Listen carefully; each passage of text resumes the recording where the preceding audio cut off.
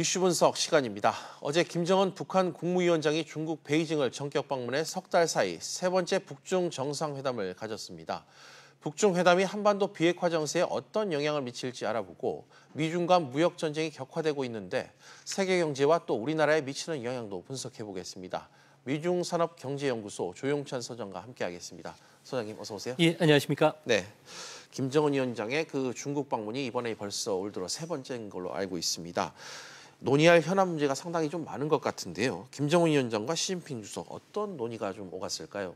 아무래도 북미 정상회담의 그 결과물을 서로 공유하는 게 가장 중요한 회담이 됐던 것으로 보여지고요. 예. 또한 그 폼페이오 국무장관이 비핵화 실무 협상을 위해서 북한을 방문하게 됩니다. 이 때문에 향후 대책을 협의했던 것으로 알려지고 있고요. 네. 또한 비핵화에 나섰을 경우 중국이 약속하기로 했던 대북 제재 완화라든지 경제 발전 지원 문제, 또 민생 지원과 관련된 약속을 받기 위한 회담이었던 것으로 보여집니다.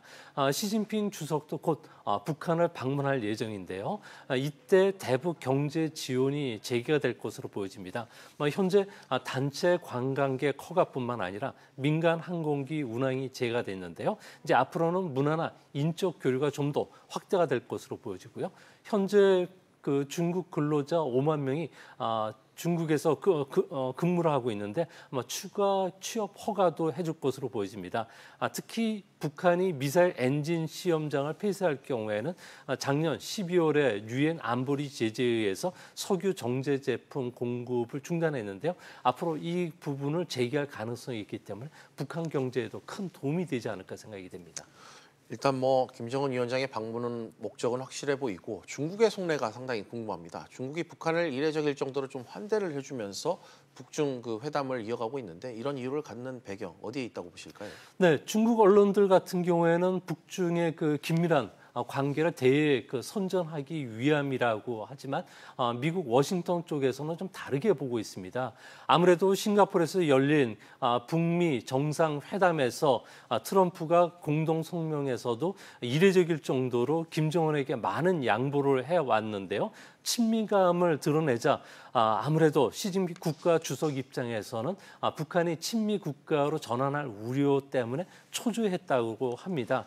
시 주석 같은 경우에는 공동 선언문에 포함되지 않았던 북미가 구두로 약속한 47개 항목에 대해 비핵화 내용이 과연 어떤 내용인지 그리고 비핵화 프로세스에 대한 세부 조건들을 알고 싶어 했다고 합니다. 네. 이 때문에 그 시 주석 같은 경우에는 북한을 좀 환대하고 혈맹, 대를 이은 친선, 북중 관계는 공고하다는 단어를 썼지만 겉모습과 다르게 북중 관계는 흔들리지 않는 동맹은 아닌 것으로 보여집니다.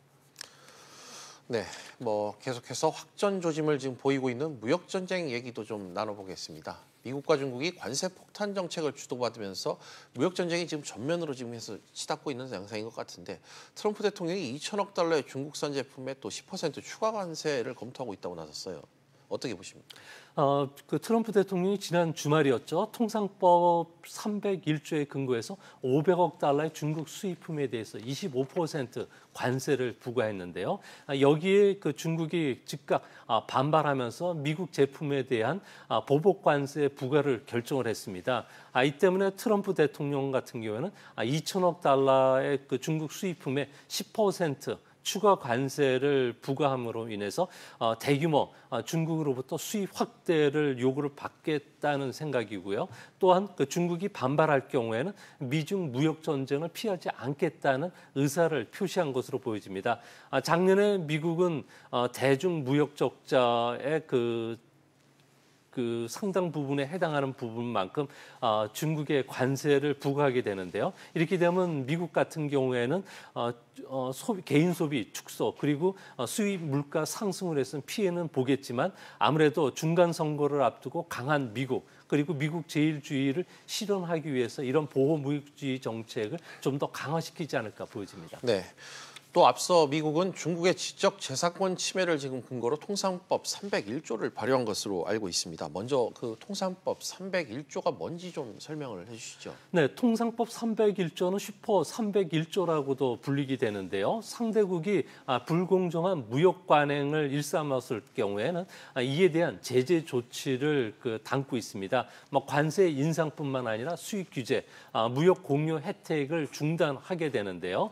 미국 같은 경우에는 중국의 불합리하고 차별 대우를 받았다고 미국 기업들이 신고를 해왔습니다.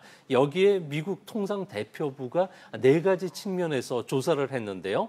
미국 기업의 기술이라든지 지적재산을 이전할 목적으로 규제와 간섭을 해왔다는 겁니다. 이뿐만 아니라 시장 원리에 따른 기술 라이센스라든지 규칙을 미국 기업에 불합리하게 적용을 했다는 점, 그리고 첨단 기술과 지적 재산권을 취득할 목적으로 미국 기업을 조직적으로 인수를 했다는 점, 그리고 인민해방군 첩보부대가 미국 기업의 전산망에 불법 침입해서 지적 재산, 영업 비밀들을 훔쳤기 때문에 이 부분과 관련해서 미국이 시정을 요구했지만 중국이 들어주지 않자 슈퍼 301조를 발동한 것으로 보여집니다. 네. 또 중국산 제품에 대한 미국의 고율 관세 부과 조치가 당장 다음 달 6일부터 지금 발생이 될 것으로 지금 시점에서는 좀 보여집니다. 당장 어떤 중국 제품이 좀 관세 부과 리스트 목록에 좀 올라와 있는지 좀 설명해 주시죠. 네, 이번에는 중국 정부가 자금을 들여서 중국 제조 2025와 관련된 정책과 관련된 하이테크 제품에 집중이 되고 있습니다. 예. 이 때문에 1차 제대 대상 품목을 보면요. 산업용 로봇, 전자부품과 제조 장치, 기업 산업기계, 철도와 관련된 첨단 제품 모두 818개로서 규모로 따지면 340억 달러 정도가 된다고 합니다. 2단계는 미국 내 공청회를 거쳐서 최종 결정이 될 예정으로 있는데요. 160억 달러 규모의 284개 품목이라고 합니다. 화학 제품, 광섬유와 같은 중국 정부로부터 거액의 보조금을 받는 이런 품목이 된다고 합니다. 네, 중국도 즉시 보복 조치에 나서겠다 이런 입장을 지금 발표를 하고 있습니다. 중국인으로는 맞대응 카드가 좀 궁금한데 이 부분도 함께 짚어주시죠. 네, 중국 같은 경우는 미국의 통상법 301조 같은 경우에는 일방적인 조치로 WTO 규칙이 위반되고 있기 때문에 이에 대한 중국도 반격을 하겠다고 이야기했는데요. 예. 이 때문에 미국이 301조를 발동하는 날 중국은 미국의 545개 수입품 총 340억 달러어치 보복 관세를 부과하게 됩니다. 1차적으로는 쇠고기, 수산물, 승용차가 대상이고요. 나머지 160억 달러에 대해서는 추후 공청회를 걸쳐서 발동이 될 예정으로 있는데요. 원유나 천연가스, 그리고 화학제품, 의료시설이 될 것이라고 합니다. 네, 이런 무역 전쟁이 지금 계속해서 격화되면 세계 경제와 또 우리나라 경제에 적지 않은 영향을 미칠 것 같은데 좀 세계 경제, 우리 경제 함께 좀 묶어서 진단을 부탁드립니다. 아무래도 자존심이 센 중국 같은 경우에는 미국의 제재에 즉각 반발할 것으로 보여지는데요. 이렇게 됐을 경우에 무역 전쟁으로 확대될 가능성이 높습니다.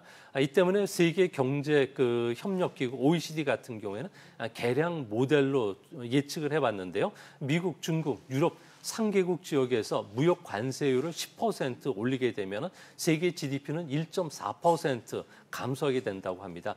미국은 GDP가 2.2% 떨어지게 되고요. 중국은 1.7% 하락합니다. 한국과 일본 같은 주요국도 2% 전후로 하락을 하게 되고요. 우리 같은 경우에는 전 세계 무역량이 6% 줄게 된다고 하면은 한국 수출은 6.4% 감소하는 만큼 아무래도 피해는 우리한테 좀 더 많은 피해가 주지 않을까 생각이 됩니다. 알겠습니다. 지금까지 조용찬 미중산업경제연구소장과 함께 이야기 나눠봤습니다. 소장님 감사합니다.